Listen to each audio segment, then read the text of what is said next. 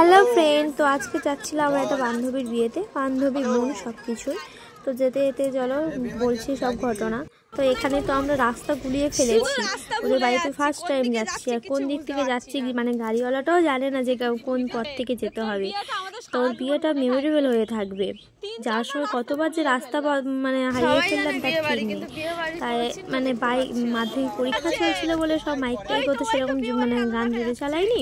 আর অবশেষে লাইটটা মানে প্যান্ডেলটা দেখে মনে একটু শান্তি পেয়েছি যে অবশেষে ওর বাড়িতে চলে এসেছি। তো চলো দেখা যাক কি হয়। গাইস এই দেখো, এটা হলো গেটটা তো সুন্দর হয়েছে। গান চলছে না, মাধ্যমিক পরীক্ষা তো ওই কারণে। কেমন হয়েছে প্যান্ডেল?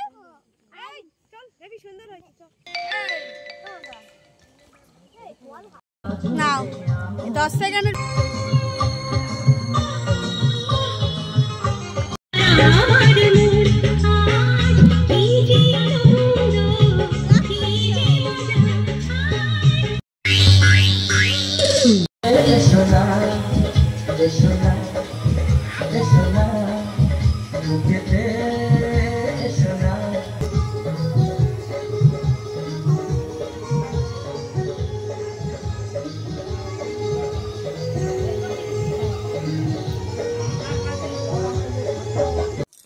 তো অবশেষে আমরা কনেকে দেখতে পেলাম। তো কনের এখন আশীর্বাদ চলছিল।